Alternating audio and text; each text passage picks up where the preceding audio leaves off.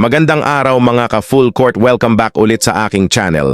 Ang pag-uusapan natin ngayon yung sinabi ni Jamal Murray sa kanyang ginawang buzzer beater sa kanilang Game 2 at pag-usapan na rin natin dito sa ating panibagong video ang balitang dapat na nga daw pong tanggalin ng Los Angeles Lakers si Coach Darvin Ham.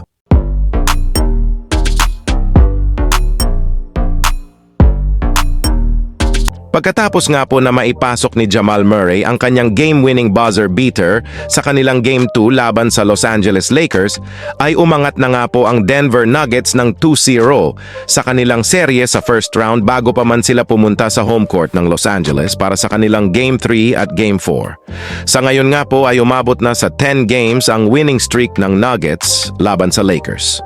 At matapos nga po ang ginawang buzzer beater ni Jamal Murray at ang pagkakapanalo nga po nila sa game na ito, si Jamal Murray mismo ang nagsabi sa harap ng media na kung hindi nga po dahil sa kanyang mga teammate ay hindi nga po niya magagawa ang kanyang buzzer beating shot.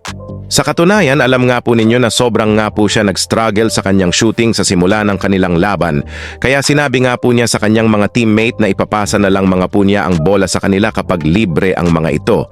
Ngunit nanindigan nga po ang kanyang mga teammate na tumira lang siya at maging agresibo sa kanilang opensa kahit man parating sablay ang kanyang mga ginawang tira.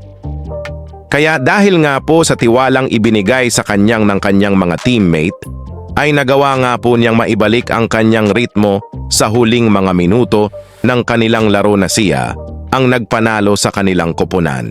Samantala, dumako naman tayo sa ating susunod na pag-uusapan sa balitang dapat na nga daw pong tanggalin ng Los Angeles Lakers si Coach Darvin Ham.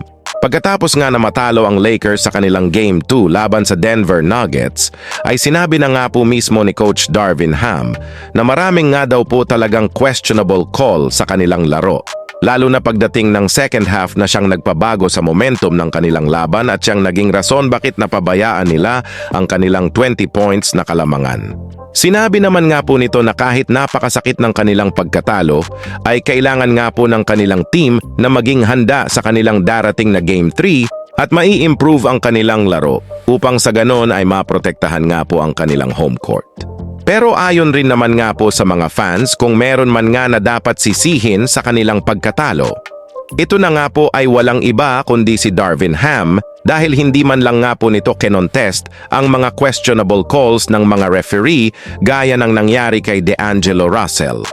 Kaya mukhang kailangan nga po talaga itong tanggalin sa lalong madaling panahon kapag nawalis na naman sila ng Denver Nuggets sa kanilang sunod na laro. At ito nga pong si D'Angelo Russell ay sinabi naman nga po nito ng mga questionable calls nga daw po sa third and fourth quarter ang siyang nagdikta ng kanilang laban. At yun lamang po mga ka-full court ang hatid kong balita ngayon. At kung nagustuhan nyo yung aking video, mag-subscribe na lang po kayo or like at para updated po kayo sa mga bagong kong video. If nagustuhan nyo yung video, kung may time po kayo mag-iwan na lang po ng comment sa video na ito.